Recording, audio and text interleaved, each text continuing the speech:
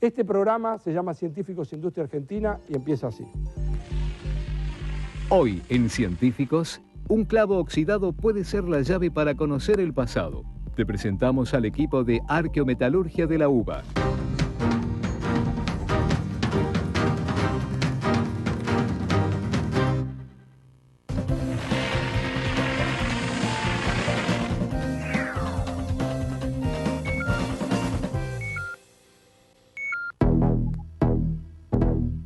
Un clavo oxidado, un sable roto, metales corroídos. Por lo general, estos objetos pueden terminar en la basura o tirados en un rincón.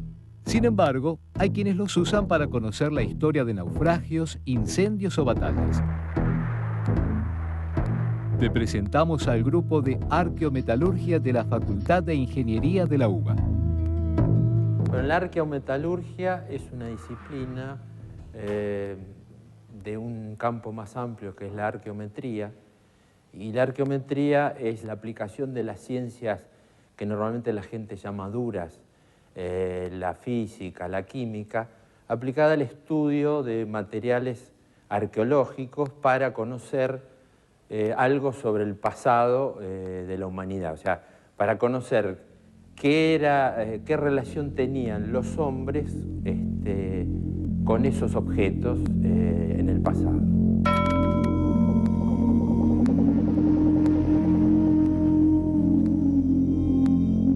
Horacio trabaja en el laboratorio de materiales, donde normalmente estudia los metales con fines tecnológicos. En los últimos años se acercaron muchos arqueólogos para obtener información sobre los objetos metálicos que encontraban. Así nació el grupo de Arqueometalurgia. Bueno, estas piezas que tenemos acá provienen de excavaciones arqueológicas realizadas en 2 asentamientos militares diferentes, específicamente en 2 fortines. Carlos estudia sitios de frontera de la mal llamada Conquista del Desierto. Uno es el Fortín La Perra en La Pampa y otro el Fortín Otamendi en la provincia de Buenos Aires. Bueno, esta lata de sardina, que proviene del primer fortín, del Fortín La Perra, es interesante de mostrar porque en un principio pensamos que se trataba de un elemento intrusivo a la excavación, es decir, un descarte posterior. Sin embargo, los análisis que le hemos realizado nos indicaron una soldadura muy tosca, muy burda, de plomo. El plomo es un elemento tóxico que hasta hacia la década del 20, del siglo XX, se dejó de usar en alimentos conservados. Los metales están formados por pequeños granitos, o sea, los metales son estructuras policristalinas. Esos granitos no son más que cristales, llamando cristales a un ordenamiento geométrico de los átomos. Esos granos se van modificando, ya sea si yo, por ejemplo, lo deformo, si yo lo caliento, y también se puede deteriorar por la acción del medio ambiente, lo que normalmente conocemos como corrosión. Metales. Algunas características. Conductividad. Buenos conductores del calor y la electricidad. Luminosidad. Reflejan la luz. Historia. El oro, la plata y el cobre se utilizan desde la prehistoria. Leyendo cómo es la estructura, podemos saber qué es lo que le hicieron, cómo lo fabricaron, cómo se modificó, si es que se modificó esa estructura por el uso, y qué le pasó a la pieza después, una vez que fue desechada y estuvo muchos años en un medio determinado. En este laboratorio, un simple clavo se convierte en una clave.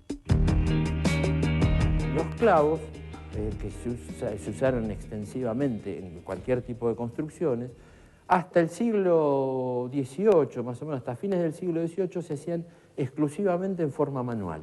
Y en el siglo XIX se fue modificando muy rápidamente la tecnología de fabricación de clavos. Y después aparecieron los clavos que normalmente llamamos clavos redondos, que son los que vamos a comprar en la ferretería, que están hechos con un alambre. Pero cuando aparece una estructura determinada, uno puede decir, bueno, a partir de acá empezó o estamos con la nueva tecnología. Esto es posterior a tal fecha. Entonces puede ser muy interesante para la datación. Muchas veces, cuando son muchas las piezas o cuando el estudio así lo requiere, La pieza se corta y se le hace una preparación especial que consiste en pulirla, se pule la superficie que queda expuesta, se pule a espejo y se lo trata con un químico adecuado, con un reactivo químico adecuado, para revelar la estructura que yo les había mencionado antes de los granitos del metal.